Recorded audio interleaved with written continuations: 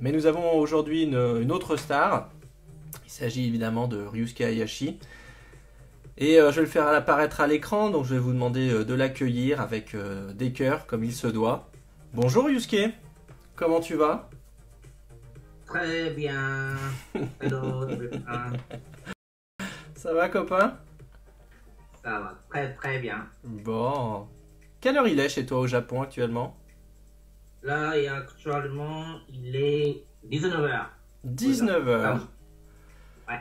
Bon, donc il y a à peu près 7 heures de décalage horaire. Nous allons discuter ensemble, donc à peu près jusqu'à que ça soit l'heure peut-être d'aller manger pour toi. Oh là là, tu verrais tous Ouais. les cœurs qu'il y a, Ryusuke, dis donc. Si tu veux. Pardon? Dîner japonais, si tu veux. Dîner japonais. Ah, bah, avec Ryusuke, il m'a emmené dans les meilleurs restaurants japonais de Paris. Ça, c'était vraiment un super souvenir. Il m'a aussi fait découvrir des trucs du style le Kit Kat au thé vert. Ah, je me souviens ça. Ah ouais, mais Si tu moi aussi, veux. je m'en souviens. Wow. Tu m'en enverras par la poste quand ça sera possible. Ah, je vois qu'il y a des copains à toi. Il y a Patrick Osga qui est là, par exemple. Pas mal de mecs qui te connaissent. Ça, c'est chouette. Je te propose qu'on démarre sans attendre, Ryusuke. Bon, si je t'ai fait venir, c'est évidemment pour des raisons d'amitié. Qu'est-ce qu'on a passé comme temps ensemble? Évidemment, c'était ouf. Et ce que je voudrais dans cette interview, c'est que on voit ensemble un peu ton parcours, qui est quand même assez atypique, puisque tu es quelqu'un de très cosmopolite. Alors ça veut dire en français que tu connais peu les frontières, on va dire. Et puisque en fait, durant ton adolescence, donc tu es né au Japon. C'est chouette. Ouais. Et donc pourquoi tu étais venu en France? Parce que ton père venait puisqu'il travaillait pour une société de cosmétiques. À Paris. Et comme j'étais mauvais étudiant au Japon, mon père il m'a dit que toi, de toute façon, tu restes au Japon, enfant, ça sera même chose. Je suis le plus bas de bas. C'est le zéro position. Donc, D'accord, tellement mauvais à l'école que ça soit au Japon ou ailleurs, de toute manière tu seras le dernier. C'est drôle ça. c'est ça. Et en France, par Donc, contre, ce que je sais, c'est que tu n'as pas pêché en fait, tu t'es occupé plutôt de skateboard.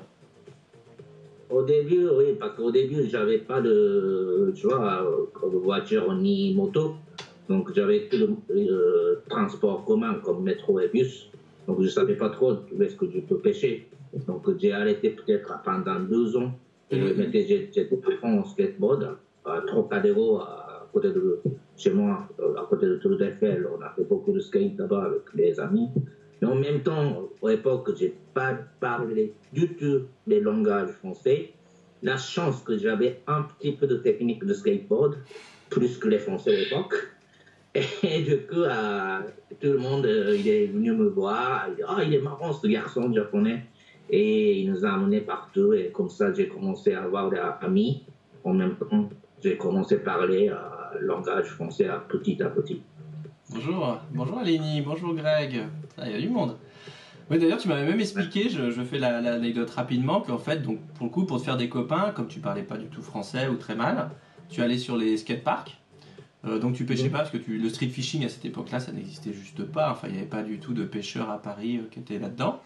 Et je me souviens qu'un jour, tu m'as expliqué qu'il y avait des skinheads qui avaient lancé une attaque sur sur le skatepark. Et t'as eu peur, t'as cru que t'allais te faire frapper, quoi. Et en fait, le gars, il t'a pas frappé parce qu'il s'est dit, comme c'est un asiatique, il doit faire du karaté. Oh là là, j'avais failli. Il y avait peut-être centaines le soir à Trocadéro. Et nous, on était cinquantaine, skaters. Et tous les Français, ils sont battus, sauf moi.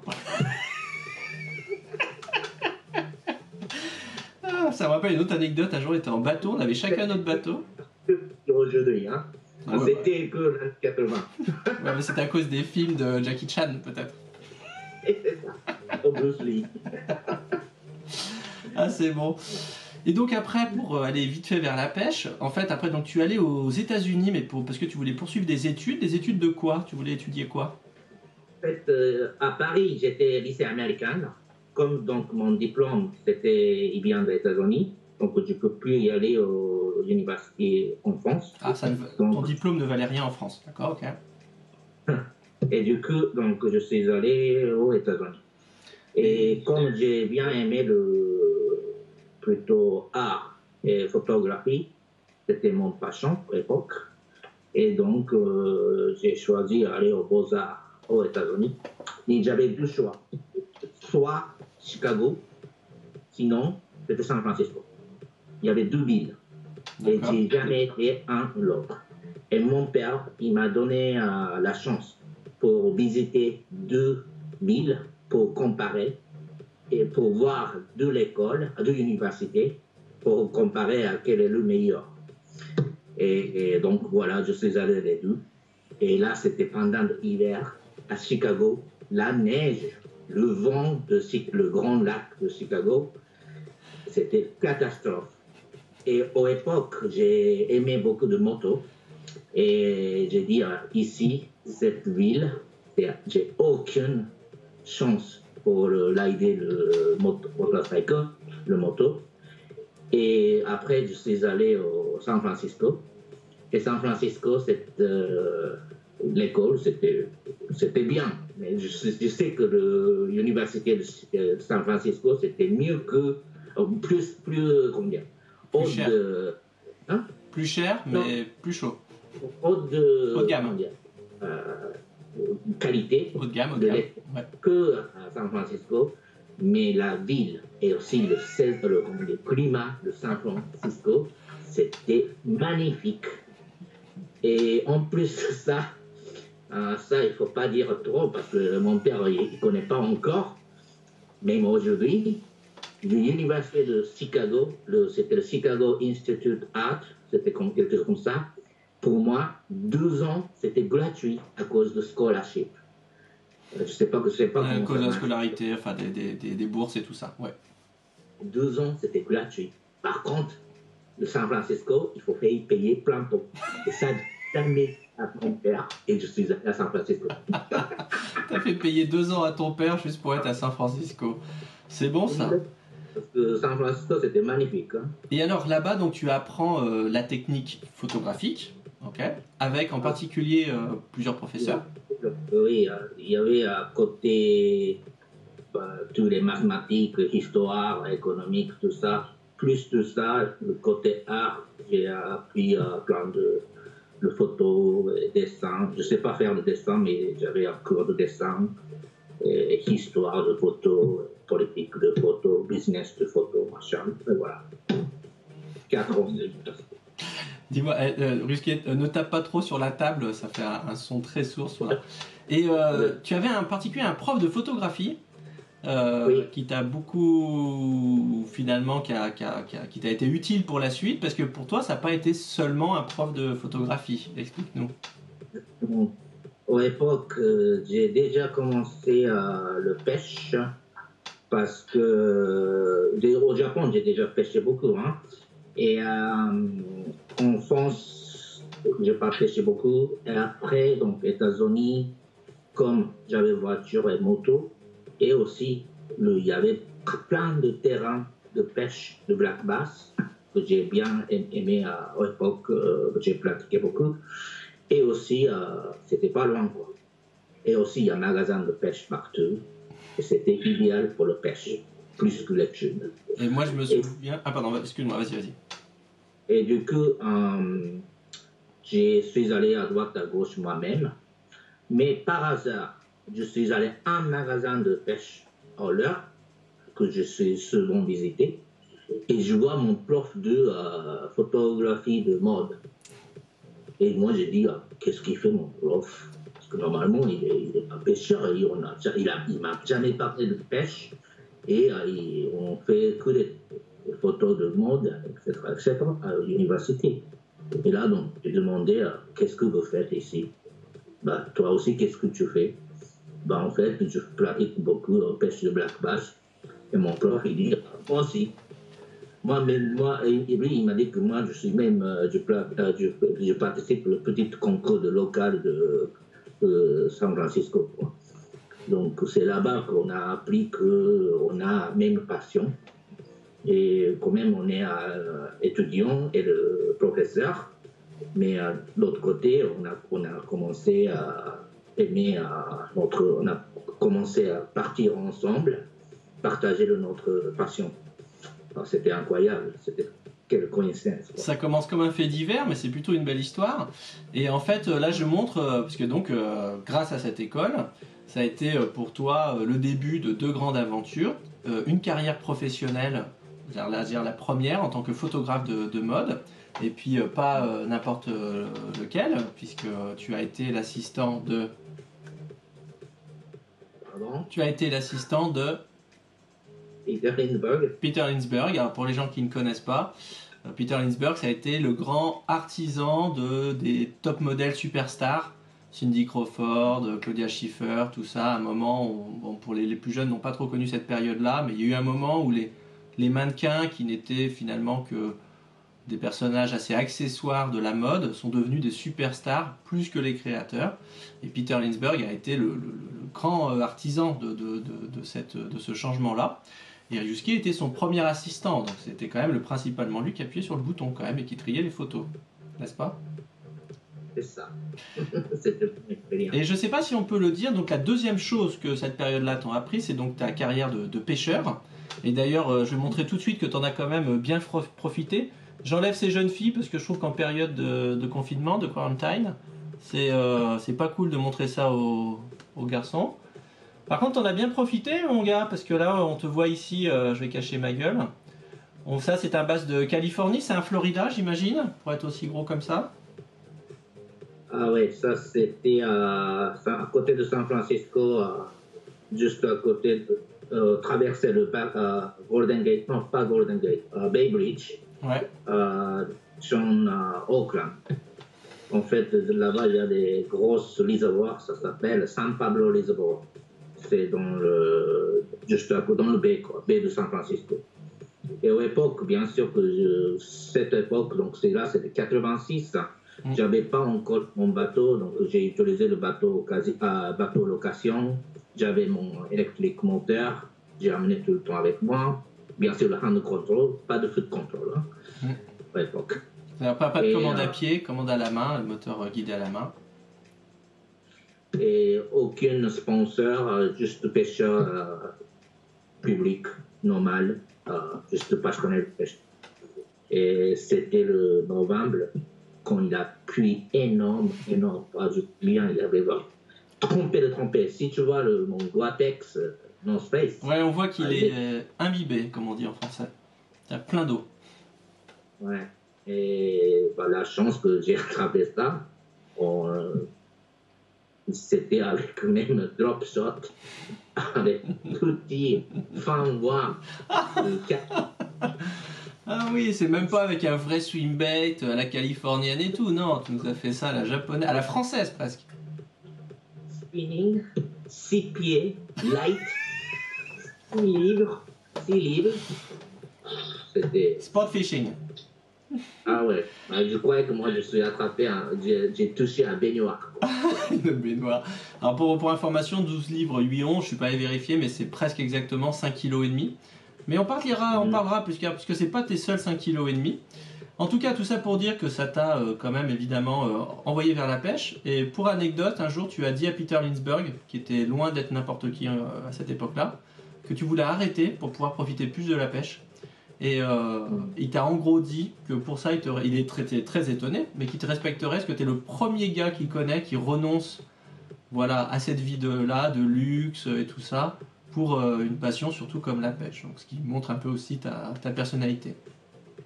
Tu vas ensuite revenir en France, et là tu vas... alors j'ai vu des questions passer sur son leurre préféré et sur la manière dont on s'est rencontrés, mais comme de toute façon c'est des questions qui vont venir plus tard, bon bah je les provisionne les gars, vous inquiétez pas, je vois les questions passer.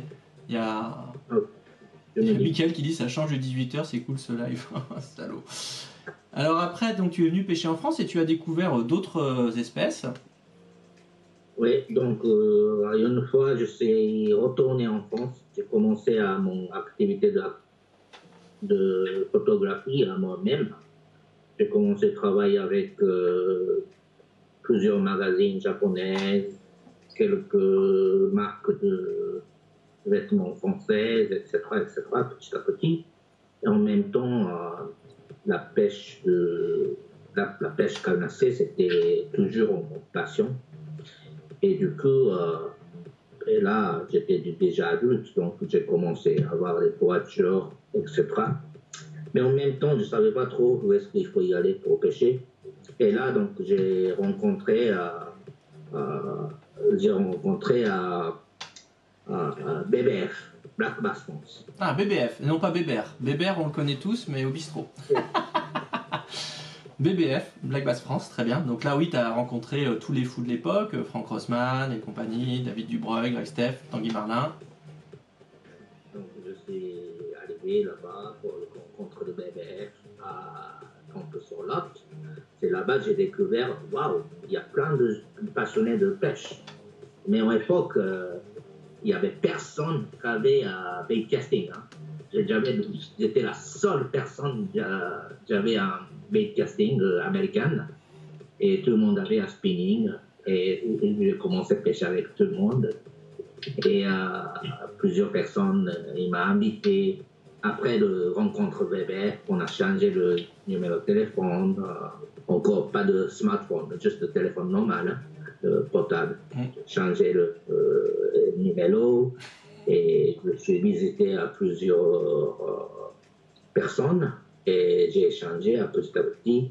Et là, quelques Japonais de Japon, ils ont découvert que je pêche, je parle français petit. Non, et, très bien. Quand je veux me moquer de Ryusuke, je dis souvent, tu es la seule personne que je connaisse qui parle 3 langues et pas une correctement. Parce qu'il y a même des mots en japonais que tu ne sais pas. Tu devais un jour apprendre machine à laver à je ne sais plus qui, tu savais pas. Et même maintenant, tu fais des fautes extraordinaires. Il y a des fois, Ryusuke, je fais une parenthèse, il te parle d'un gars et il te dit tu connais un tel? Je dis non, je connais pas Aditier, monsieur avec crevette autour du cou. Et je dois te dire la vérité, souvent j'ai pas voulu te dire la vérité pour que tu continues à le faire parce que ça me faisait rire. Donc excuse-moi, oui, tu as rencontré donc des pêcheurs français, mais aussi des espèces françaises. Tu as découvert la pêche du brochet. Qu'est-ce que tu en as pensé au début de ce brochet là?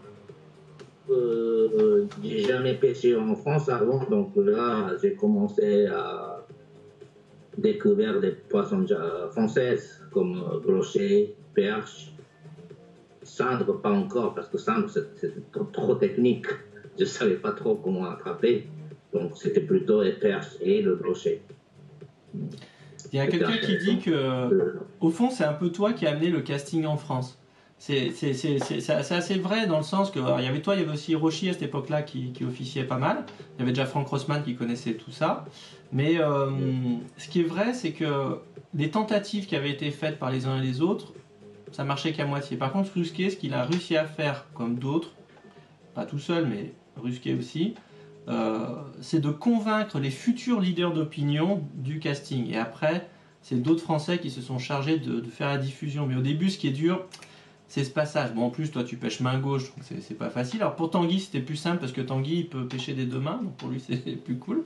Mais au début, il n'y avait même pas de manivelle comme nous, on pêche à gauche, donc c'était très compliqué, il n'y avait pas le matériel. Il faut pas juste que quelque chose arrive, il faut qu'il y ait des conditions matérielles.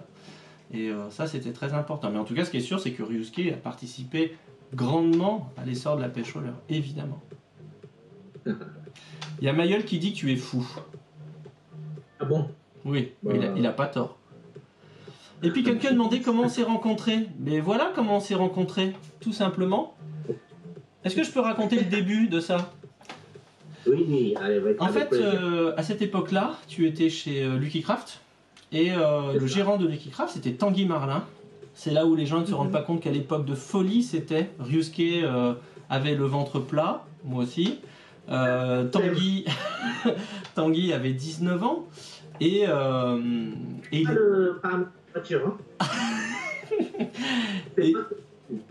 c'est vrai. Et Tanguy donc était gérant de Lucky Craft à 19 ans et j'avais un rendez-vous avec lui. Je lui dis voilà, pour cette nouvelle revue Predator, je cherche des auteurs et tout ça. D'ailleurs, pour la petite histoire, à cette époque-là, je ne sais pas s'il le sait, mais j'osais pas lui demander à lui, qui était déjà une grande star, si lui voulait bien écrire pour Predator. Et donc j'avais demandé est-ce que tu connais des gens qui seraient prêts à le faire? Et il m'avait dit je pense que ça peut intéresser Ryusuke. C'est comme ça que c'était arrivé jusqu'à tes oreilles. Et quelques temps après, il m'avait rappelé en disant mais et moi, est-ce que je peux écrire? Et moi, j'avais fait une posture du style ouais, faut que j'y réfléchisse. Et dans mon cœur, ça faisait tu vois. Bon, donc on s'est rencontrés grâce à Predator. Est-ce que tu te souviens comment ça a commencé? Je pense que le premier issue de Predator Magazine, j'étais pas encore dedans. J'ai regardé simplement le premier issue. C'était très très intéressant parce que c'était très moderne et très rigolo. Et photo qualité, c'était bien ok. Et j'ai bien commencé à aimer. Donc j'ai dit, bon, cette magazine, ça me prête pour travailler et pour partager mes expériences. Je savais que je sais faire bien de belles photos. Et du coup, donc, j'ai dit, bon, je veux bien participer à cette aventure pour le Predator Magazine, quoi. Et d'ailleurs, tu as plutôt très bien participé. Tu avais ta propre rubrique. C'était vraiment génial. Beaucoup de gens disent le top, c'était une belle époque, nous dit Jean-Philippe Lalubin. Ouais, effectivement, bon, aujourd'hui, voilà, pas mal de gens ont oublié, mais en tout cas, c'est comme ça qu'on s'est rencontrés, c'est comme ça qu'on a développé des projets ensemble. Et donc, c'est comme ça que s'est construit aussi notre amitié. Et rien que pour ça, Predator, ça restera un très bon souvenir. Nous sommes à la moitié de l'interview. Donc je vais un tout petit peu passer à autre chose, mais toujours pour parler de la France, mais pour parler cette fois-ci de la compétition. Okay. Par exemple, on te voit ici en photo sur le bateau Suzuki. J'imagine que c'était pendant le Barracuda Tour, j'imagine, non? C'est ça? Lequel photo? Celui-là, oui. Celui-là, c'était Barracuda Tour. C'était la première année de Barracuda Tour pour moi. Je pense que c'était le troisième Barracuda Tour en France, je pense. Comme je suis venu sponsoriser un partenariat avec Suzuki France, il nous a prêté jolie motard blanche. À l'époque, il n'y avait pas beaucoup de gens qui utilisent motard blanche sur le bateau de l'eau douce. Mais je pense que Suzuki voulait lancer un petit peu ce style de mode. Le motard blanche sur le bateau. Et donc, moi, j'ai dit, bon, avec plaisir, blanche ou noire, je m'en fous. Si ça veut, je avance. S'il nous amène le spot de Black Battle pêche. C'était si basse, je pense. Ouais. Assez basse. Bon, pour mon compétition, c'était de l'autre sport. Donc, comme je suis venu sponsoriser par chez Suzuki France, ils étaient partenariat avec Barracuda Tour et du coup, il nous a proposé à pêcher à cette Barracuda Tour. Et bien sûr que Barracuda Tour, c'est de l'eau salée, c'est le pêche en mer de bar. Moi, j'ai dit que je ne suis pas spécialiste de l'eau salée, je suis plutôt de l'eau douce. Lui, chez Suzuki, ils ont dit que de toute façon, chez Suzuki France, il n'y a personne. Je pense que tu es mieux que les autres employés de Suzuki France. Donc, j'ai dit OK. J'aime bien, parce que c'est aussi la modestie de Ryusuke, ça, c'est la marque des grands seigneurs. Et donc, effectivement, toi, là, j'ai montré le Barracuda Tour en termes d'introduction, mais évidemment, toi, c'est la pêche en eau douce. Alors, je remonte un petit peu dans le temps avec quand même ton premier coéquipier, et qui est quand même un coéquipier assez, comment dire, on s'attendait pas à ce que tu fasses équipe avec Greg Steph, parce qu'avec Greg Steph, vous êtes quand même assez différents, toi et lui. Comment ça s'est fait que vous fassiez compétition ensemble? Greg Steph, avec moi, c'était, oui, bien sûr que la personnalité de personnage, c'est complètement différent. Ah oui. Et lui, il est français, je suis japonais, et lui, il parle beaucoup, et moi, je suis assez calme plutôt. Et puis surtout, toi, tu bois pas d'alcool. Ah oui, c'est vrai. Bon, il n'a pas bu beaucoup, hein. Mais oui, le soir, le vendredi, avant la compétition, c'est vrai que j'étais obligé de contrôler lui, amener jusqu'au hôtel, coucher tôt, parce que sinon, il va rester jusqu'au matin. Bon, lui, il était un super coéquipier pour moi parce que quand même il est plutôt agressif personnage. Donc moi je réfléchis beaucoup et je veux bien pêcher, mais c'est lui, comme il est agressif, il sait faire des décisions tout de suite. Moi, pendant que je suis en train de réfléchir, il voulait faire ça et ça et ça. Et quand j'avais un doute, quand j'avais le doute, j'ai écouté. Mais par contre, quand j'étais sûr que je voulais faire quelque chose, je ne voulais pas écouter son opinion, mais j'ai découvert la technique pour comment je peux bien communiquer avec coéquipiers comme Greg Steph. Par exemple, c'était simple. Lui, c'est toujours, si je reviens à droite, son réponse, c'est non, Ryusuke, on va à gauche. Donc, qu'est-ce que j'ai fait tout le temps?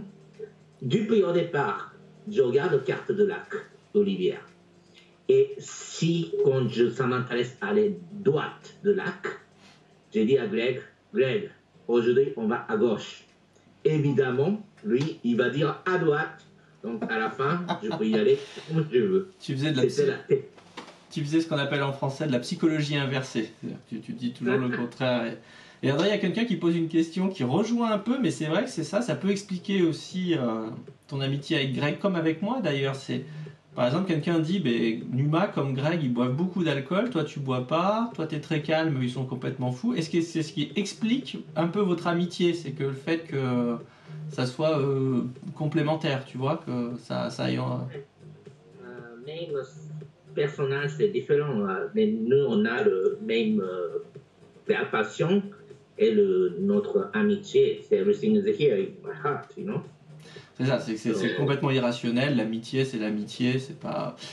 Et d'ailleurs, Ryusuke, je sais pas si je peux le dire, mais Ryusuke, quand il s'énerve contre quelqu'un, il a cette phrase, quand je suis là, bien sûr, qui m'a toujours laissé un peu perplexe. Je sais pas quoi penser de cette phrase. D'un côté, c'est gentil pour moi, et puis d'un autre côté, ça l'est moins. Il dit toujours même Numa, il sait qu'il y a des limites. Et alors, je me suis toujours dit, qu'est-ce que ça veut dire? Ça veut dire que je suis le maximum qu'il puisse tolérer, ou que quand même, tout en étant fou, je le respecte. Donc, je sais pas. C'est peut-être les deux choses à la fois. Je ne sais pas. Et quelqu'un m'a dit que tu étais tombé à l'eau, Barracuda Tour. C'est vrai ou pas? C'est vrai. On vient de me le dire maintenant, là. Je sais pas qui a dit. Mais oui, c'est vrai. C'était le deuxième année, je pense. Deuxième année de Barracuda Tour. Quand on est arrivé dans le port, on est en train de garer le bateau. Le bateau, il est énorme. Hein. C'est pas comme bass boat. C'est énorme. Plus d'une tonne. Donc, c'est difficile à tenir. Et du coup, j'ai essayé de tenir parce qu'il y avait un vent de malade. Et j'ai accroché dans le, comment dire, le truc de le port pour accrocher. La bite, en fait, on appelle ça. Taquet? Ouais, ou la bite, c'est mieux la bite, c'est plus rigolo. La bite d'amarrage, ouais, ou le taquet si tu veux, comme tu veux. Ça dépend, c'était une bite. Alors une bite c'est comme ça. Ouais. Et un taquet c'est comme ça. Oui, donc. Arrête. Mais je te jure que c'est vrai. Arrête. Je ne te crois pas. Pour cette fois. Donc, taquet. J'ai taqué avec le corde et j'essaye de tenir le maximum. J'ai mis le maximum de poids. Sinon, le bateau, il est énorme, donc il va partir. Donc, j'ai essayé de tenir énormément, j'ai tiré. Et là, le set taquet, il est là, lâché. Et du coup, j'ai bouffé moi-même derrière et j'ai tombé là. Donc, ça adore ça.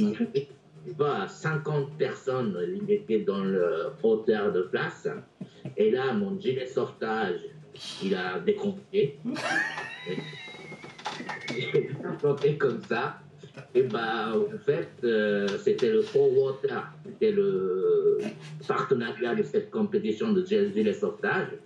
Ils sont appréciés à mon démonstration liale actuelle et que c'est bien sur le live, quoi. Mais quel professionnel!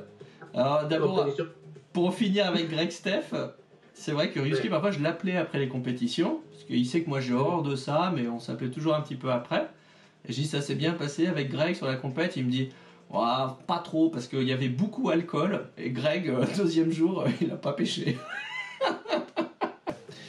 Dis-moi Yusuke, juste deux mots, il y a tes anciens coéquipiers qui sont là, sauf Greg, parce que je pense qu'il est déjà bourré. Voilà, Mayol il dit que dans son cœur, tu seras, quoi qu'il arrive, le champion de France, et Greg tient à préciser que pour lui, tu es le meilleur. Je te propose qu'on regarde une petite vidéo qui dure 1 minute 39, puisque maintenant on va en venir au voyage de pêche. Okay. Et je voudrais que tu nous dises si cette vidéo te rappelle quelque chose, alors je vais te laisser avec le temps de latence. Regardez de quoi il s'agit.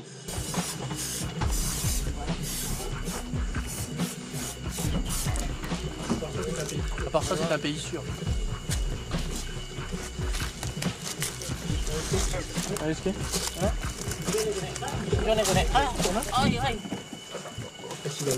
Accident du travail.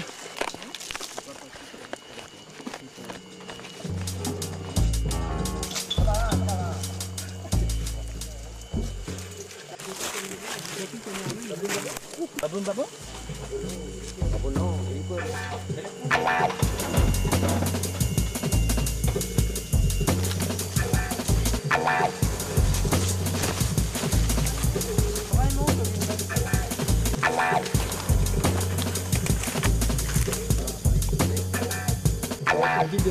Le guide vient de me dire que c'était des traces d'éléphants.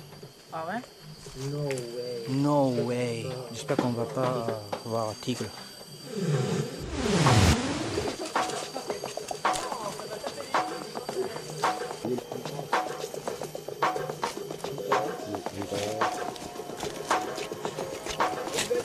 Ne vous inquiétez pas les gars, on est plus très loin, mais attention au serpent quand même. Hein.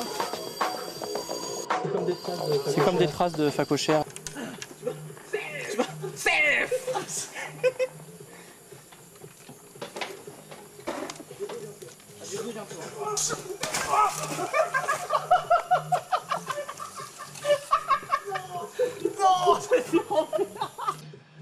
Tellement de choses irracontables, Ryusuke. Quelques-unes ont été filmées. Et ça, c'était un film de Romaric Petit. Et nous aussi, on était petits, hein.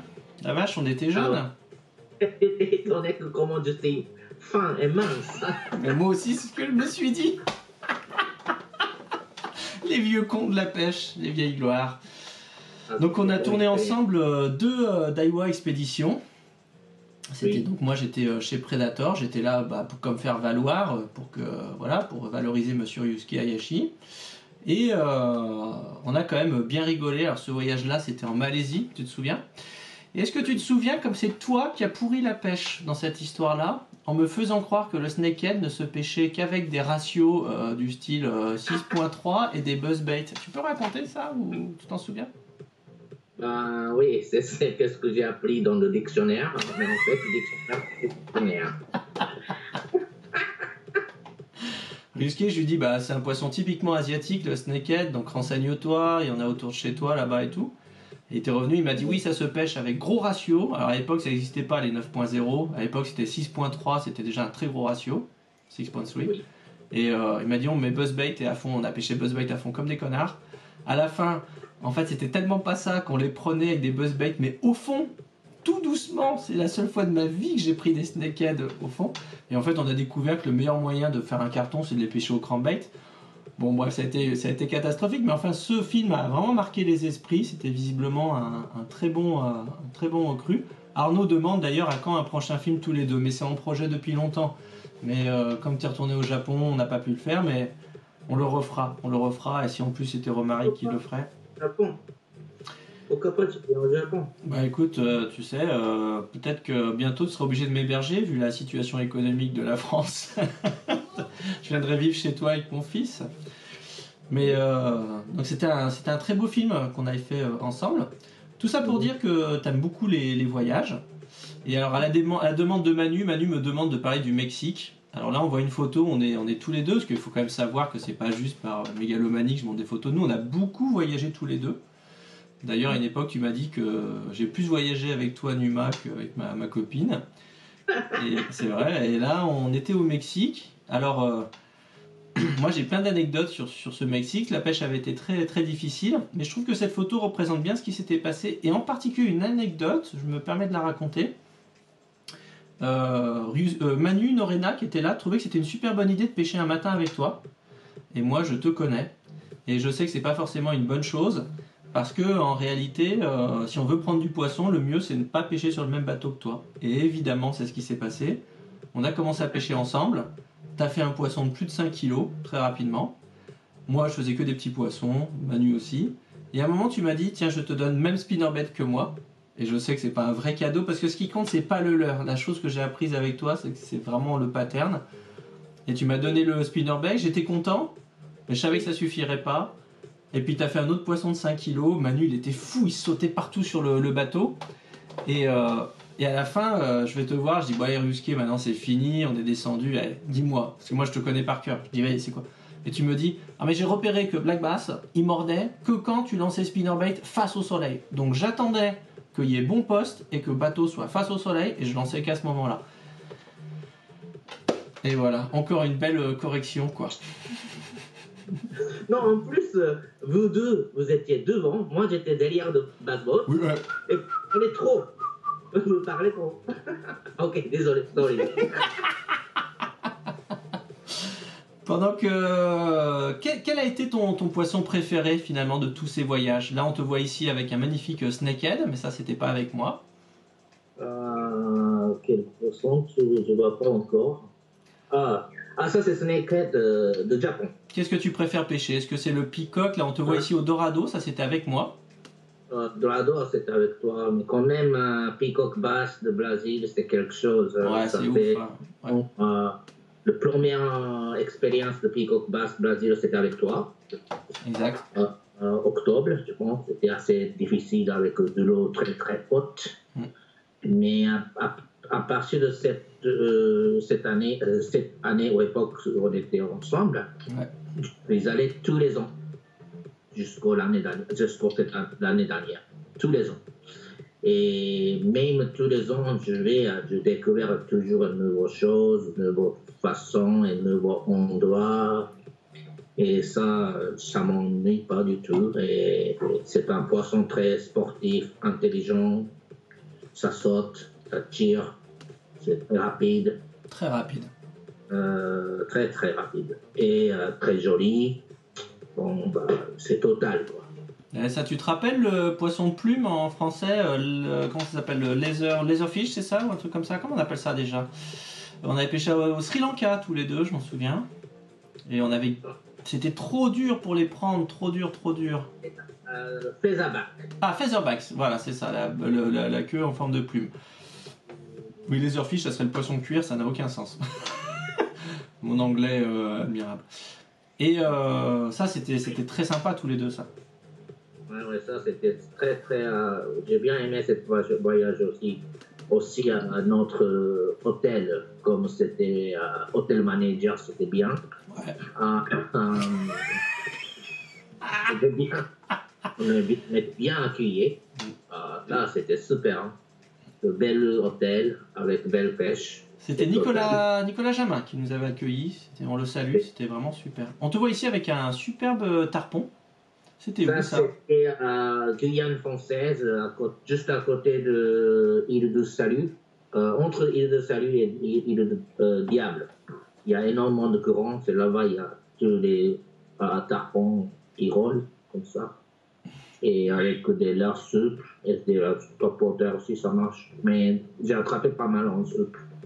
Et c'était mon première pêche en gros, on dirait, on peut dire le saltwater. Et c'était une bonne expérience. En tout cas, j'ai utilisé les grosses molinets sur le tiga et les grosses cannes. C'était pas mon genre de pêche, mais c'était une bonne expérience. Tu m'étonnes. Alors, je pense que ce qui fait notre style, quand même, à toi et à moi, si on a un point commun, malgré nos différences, parce qu'on a beaucoup de différences, bien sûr, en termes de style, je pense que c'est quand même la dérision, le fait qu'on se prenne pas trop au sérieux, et puis aussi le fait qu'on soit un petit peu gaffeur. En anglais, je sais pas comment on dit ça, c'est-à-dire qu'on fait beaucoup de trucs sans faire exprès. Je te remonte une petite vidéo où on a été tous les deux ensemble. À chaque lancé, on fait une nouvelle espèce. Hein. Dans l'euphorie, le team Ryosuke Numa réussit même son grand classique, se planter un triple. En l'occurrence, c'est Peto qui va goûter à la spécialité. L'orange. Tu vois, fais attention. Bon, ok. Fais Après,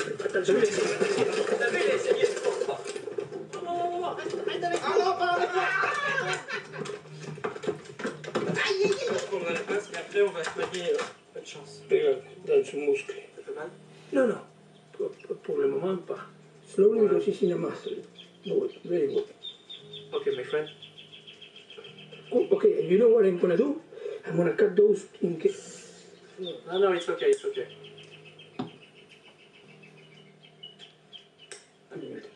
Okay, perfect.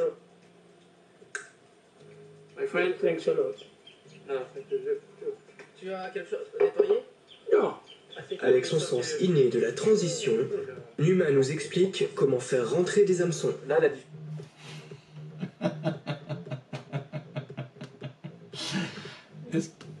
Risqué, quand tu auras fini de regarder, est-ce qu'il y a 10 secondes de décalage, les gars? Est-ce que tu pourras nous expliquer ce qu'on a vu là exactement comme scène? Moi je pense que c'est assez typique de ce qu'on vivait ensemble.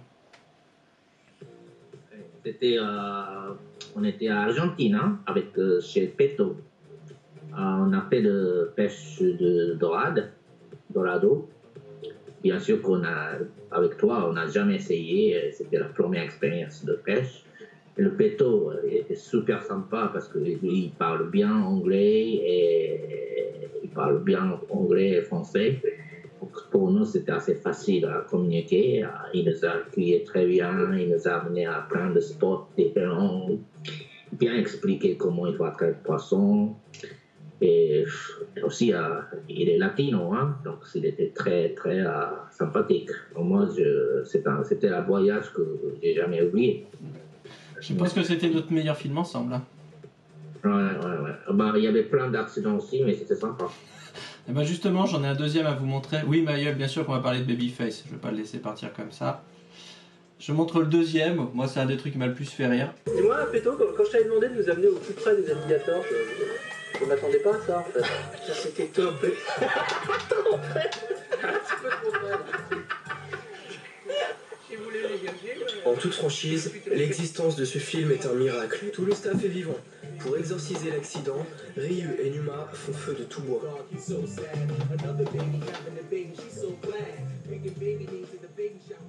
dive roller, ça marche pour l'alligator aussi.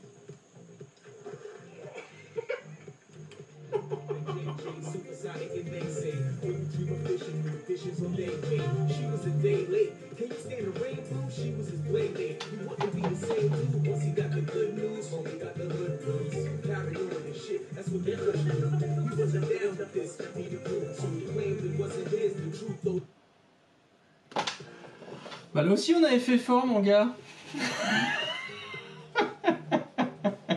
J'avais peur quand je m'en sortais quelqu'un, il a tombé dans le dos. En plus, derrière toi, t'étais devant, donc c'était plutôt bien. Mais moi j'étais derrière, donc oh là là. Et ce qui est fou, c'est que tu as eu le réflexe, mais ça c'est beau, c'est la différence entre toi et moi. Une fois que tout le monde... Parce qu'en fait, ce qu'on se rend pas compte, c'est qu'en fait, il y a beaucoup d'eau là où le 4x4. En fait, le 4x4, il est un petit peu en équilibre et dessous, il y a 4 mètres d'eau en fait. C'est vraiment une piscine quoi. Et où les alligators sont foutus. Nous, ce qui nous faisait peur, c'est pas les alligators, d'ailleurs, c'était plutôt les piranhas, parce que les piranhas, on nous avait expliqué qu'ils peuvent venir goûter, donc t'enlever un petit morceau de chair. On était vite sortis. Et ce qui est fou quand même, c'est que sous tes airs, eh ben, t'as eu le courage, t'es re-rentré vite fait dans le 4x4, t'as sauvé le film, t'as récupéré le sac où il y avait la caméra et tout ça, le film, parce que tout de suite t'as pensé au projet. Et voilà, ça c'est aussi Sariuske, c'est-à-dire que moi je trouve que c'est ce que j'aime bien chez toi, voilà, c'est que t'as sous tes airs un peu, bon ben en fait t'es un grand professionnel, et ça c'était vraiment... Adrien me demande où est-ce qu'on peut trouver les films. Eh ben vous allez sur ma chaîne YouTube Numa Fishing. Tous les films que j'ai tournés avec Ruske sont présents. Je les ai téléchargés tout au début de ma chaîne, donc ils sont au fond du truc. Mais il y a tout, il y a les films, les longs métrages, c'est des films d'1 heure, 1h30, donc il n'y a pas de problème, vous pouvez aller voir ça.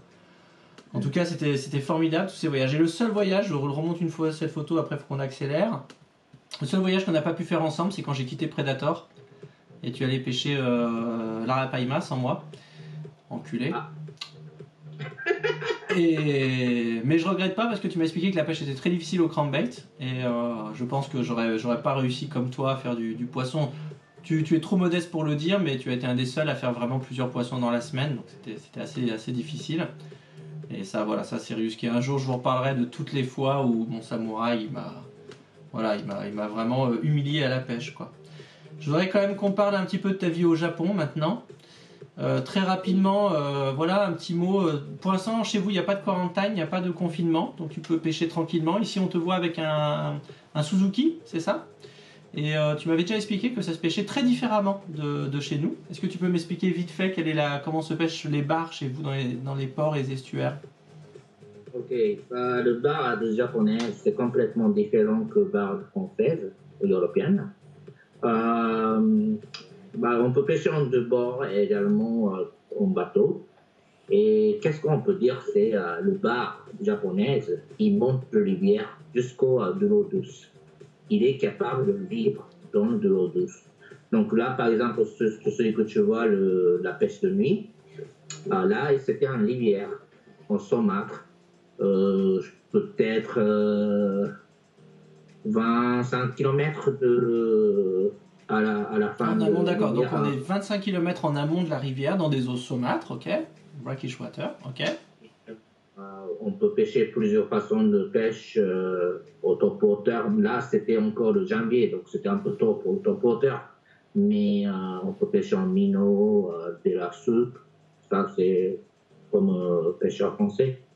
Mais on pêche assez peu d'eau. Donc shallow water, comme ça? Peu d'eau? Oui. Ok. On pêche peu d'eau à 1 mètre, 2 mètres, maximum 4 mètres, pas plus. Je sais que le bar français, il va plutôt de fond. Ouais. Mais le bar japonais, on pêche très peu d'eau. Ça, c'est plutôt marrant. Et un jour, tu m'as dit qu'aussi, c'était action minimaliste. Petite action. Pas des grands jerking, des grands darts comme ça. C'était plutôt des petites actions. Quand j'ai pêché, bien sûr que j'ai jarké, j'ai twitché. Ça marchait pas. Négatif. Minnowing. Minimaliste. D'accord. Just et enfin, Yusuke, donc tout ça pour dire qu'on aura l'occasion. Je pense qu'on refera un live tous les deux si tu es d'accord, parce qu'il y a beaucoup de choses encore qu'on n'a pas dites. Et évidemment, je voudrais terminer en parlant de Babyface, puisque c'est quand même ton projet. C'est une des raisons pour lesquelles tu es au Japon actuellement. Est-ce que tu peux nous parler de Babyface pendant que je montre une photo ou deux, s'il te plaît? C'est quoi le projet?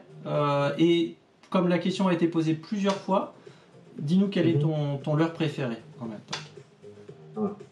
En fait, Babyface, ça a été créé depuis 1 an et demi. Je suis le producteur et le chef produit. de... Chef produit. Product manager, chef produit en français. Oui. Et comme j'avais de l'expérience de pêche plutôt partout et beaucoup d'expérience en Europe, en société de pêche qui m'a proposé de créer une marque de pêche des l'air dur surtout à la japonaise, avec concept japonaise, designer, concepteur japonaise pour étrangers. Parce qu'il n'y a pas beaucoup de leurres japonais qui pensent et qui fabriquent pour étrangers. C'est vrai. Parce que beaucoup de Japonais, ils fabriquent des leurres pour le Japon, ouais. Et que ce produit, il va étranger. Bien sûr qu'en France, vous avez des broches et vous avez des perches, cendres. Nous, on n'a pas. Ici au Japon, de l'eau douce, il n'y a que de la basse. De l'eau salée, il y a plusieurs sortes de pêche, poissons. Mais ce n'est pas la même chose. Donc moi, qu'est-ce que je voulais faire chez Babyface? Je pense à vous, à votre pays, l'Europe, de façon européenne, et avec mon expérience que j'ai eue, et je voulais créer à la japonaise style. Et maintenant, ça fait que 2e année maintenant. Enfin, là, cette année, 2e année, on a 10 modèles. Encore, c'est un minuscule marque, mais on a 10 produits. Step by step. Et step by step. Et il y a quelques leurres sympas qui est bien utilisé pour pêche de brochet, perche, et black bass, etc. Plutôt brochet, je pense. Mais je suis content qu'est-ce que je fais maintenant. Et je suis maintenant au Japon, à mon pays de nationalité. Et avec l'équipe que j'ai, c'est super sympa. Et avec Rio, qu'on salue, Rio qui est un personnage tellement sympathique, tellement cool, je serais impatient de le revoir. D'ailleurs, si vous voulez croiser Rio et Ryusuke, vous les verrez à Clermont-Ferrand, je pense, chaque année. Ouais. Non, tu t'en fous. Non, tu t'en fous. Non, vas-y, continue, c'est pas grave. On s'en fout, c'est pas grave. Et donc là, c'est 2e année aujourd'hui, mais petit à petit, je suis en train de créer un nouveau produit. Et là, comme j'ai dit, il y a des produits. Bien sûr que c'est une petite marque, donc c'est difficile à encore distribuer en France, mais il y a plusieurs magasins et il y en a distributeurs européens, France, Suisse, Italie, en Allemagne. France, on peut le dire, en France, c'est Way of Fishing. Oui, déjà distributeur de Jackson, de plusieurs marques comme ça, donc ouais. Zenac, ouais, c'est ça, j'étais pas sûr, je savais plus si c'était Way of ou quelqu'un d'autre, mais c'est Zenac, ouais, c'est ça. Ils ont Varivas, tout ça, ils ont des très belles cartes. Ouais. C'est eux qui est notre distributeur, donc Way of Fishing, pour le produit Babyface. Nous, on travaille énormément maintenant avec Peter de Way of Fishing. Et on va essayer de être plus développé en France et plus de gens qui vont attraper un poisson avec Babyface. J'ai vu ta question, Franck, je l'ai noté, c'est toi qui gagne le leurre Savage Gear pour le coup. Alors, je sais pas si tu pêches encore un petit peu au leurre. Ta question non, en fait, il y a Franck Da Silva qui pose une question qui est excellente, il l'a posée 2 fois, donc je le rassurais. La question, c'est pourquoi Babyface? Pourquoi Babyface? Visage de bébé. Étrange. Il y a 2 raisons. Parce que chaque fois, quand je voyage, quand je suis quelque part en Europe ou en Amérique, Afrique, quelque part, quand je dis mon âge, je dis non, c'est pas possible. Tu as Babyface. Mais c'était vachement donc centré autour de ta personnalité quand même. Ah ouais, c'est vraiment. Et 2e raison, c'est tous les pêcheurs, on attrape le poisson de trophée et on fait bien sûr de photos pour le souvenir. On fait énormément de souris. Et ça fait Babyface. Ça fait Reset. En fait, Babyface, on pourrait presque le traduire par Reset. En français, fait Reset et tout. C'est très, très beau. Mais je connaissais pas l'histoire non plus. Donc c'est une très bonne question de Franck Da Silva. Parce qu'il faut savoir, Yusuke, que celui qui pose la meilleure question dans les lives, enfin, en tout cas sur ce genre de live, sur les interviews, gagne à l'heure Savage Gear. Donc voilà, il gagne à l'heure Savage. Et peut-être que le prochain live, on fera gagner à l'heure Babyface. On en parlera à Peter. Ça pourrait être sympa. Je pense qu'on va refaire un truc ensemble. C'est sympa quand même. Faut savoir quand même que Yusuke, à cause du décalage horaire, à 18h, à l'heure les lives, pour lui, il est 3h du matin. Donc si je lui demande de rester si tard debout, vous allez le voir en pyjama dans un très mauvais état. Ryusuke, ça fait déjà plus d'1 heure qu'on se parle. Bah, je sais qu'on pourrait se parler des heures. Donc je voudrais juste, avant de te quitter, te dire une dernière chose. Et je pense que c'est la dernière chose qui me reste à te dire.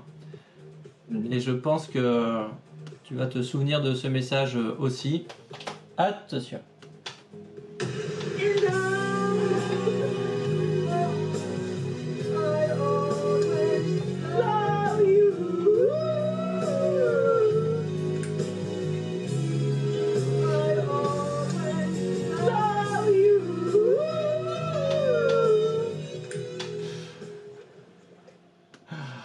Voilà, je t'aimerais toujours mon pote. Et voilà, je voudrais terminer là-dessus. Je voudrais juste faire une petite incise. Le monde de la pêche, et contrairement à ce que les gens disent toujours, non, c'est pas un panier de crabes. Il y a bien sûr des gens qui jouent des coudes pour essayer de rentrer. Mais quand même, parmi les gens qui sont là depuis longtemps, qui sont installés, qui ont montré leur valeur, ça se passe très très bien. Il y a plutôt des très bonnes relations. Mais parfois, il y a des petites tensions, effectivement. Et un jour, quelqu'un essayait de dire du mal de moi, essayait de convaincre Ryusuke qu'il fallait pas travailler avec moi. Ryusuke l'a entendu pendant plusieurs minutes et il a coupé court à la conversation en disant « mais c'est mon ami ». Et je pense que c'est la meilleure conclusion voilà, de ce live. On en fera un autre ensemble très prochainement, j'espère. Je ferai ça. Merci à Ryusuke pour cette interview et je te dis à très bientôt. Merci beaucoup et merci à vous de nous suivre. Rendez-vous lundi sur Savage Gear Addict. À bientôt les gars.